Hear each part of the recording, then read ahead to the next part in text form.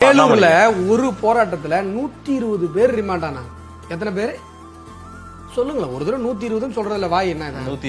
120 பேர் பிஜேபி காரன் உள்ள போயிட்டு வந்தான். அவன் குடும்பம் என்ன ஆகும்? ஒரு சாதாரண ஒரு ஏர்னிங் மெம்பர் சார், உள்ள போயிட்டு 20 நாள் கழிச்சு வெளில வராங்க சார். ஒரு பேஸ்புக் போஸ்டுக்காக குஜராத் போய் கைது பண்ணிட்டு வந்தாங்களே சார்.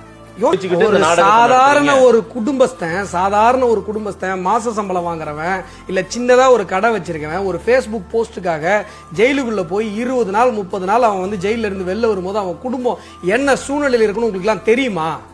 பாருங்க, எத்தனை திருச்செந்தூர்ல ஒரு பிஜேபி காரர் வீட்டுல 4 மணிக்கு போலீஸ் வெளி கேட்டு சின்ன கேட்டை உடைச்சிட்டு உள்ள கேட்டை வந்து எட்டி மிதிக்குது.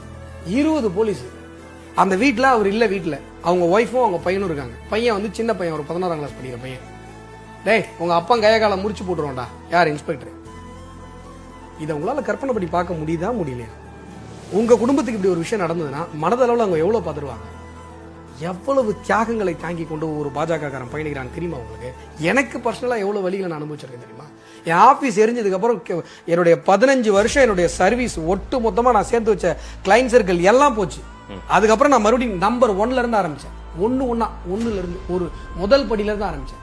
பாரிஸ்ல ஒரு பையன் எனக்கு ஆபீஸ் தரல. இப்ப வரைக்கும் எனக்கு பாரிஸ்ல ஆபீஸ் தர மாட்டாங்க. இவ்வளவு வழிகளை பிஜேபி காரன் ஒவ்வொருத்தரும் அனுபவிச்சுட்டு தான் வந்துட்டு இருக்கோம். எங்களுடைய வழிகளை சொல்லுவதற்கே எங்களுக்கு நேரம் பத்தாது. ஏன்னா நாங்க மக்கள் பிரச்சனை பேசிட்டு இருக்கோம். இவ்வளவு நாள் உங்கள்ட்ட இன்டர்வியூ கொடுத்துருக்கேன். இந்த வழிக்கு நான் என்னைக்கா சொல்லியிருக்கேன்னா, ஏன்னா எனக்கு என் மக்களுடைய வழி பெருசு. அவ்வளவு பேர் நாங்க ஜெயிலுக்கு போய் போராடி ரிமாண்ட் ஆகி நாங்க போராடுவோமா? எங்களை பார்த்து காலர்ல அழுக்கே போடாம ஏசி ரூம்ல இருந்து அப்படியே ஏசி கார்ல சும்மா உள்ள வந்துட்டு, சார் அவங்கெல்லாம் வந்து சும்மா பண்றாங்க சார்னு அவங்க சொல்லுவாங்களாம். அதை நாங்க கேட்கணுமா? நீங்க வேற கேள்வி வந்து கேட்பீங்க. அதுக்கு என் தலையெத்து நான் பதில் சொல்லுவேன்.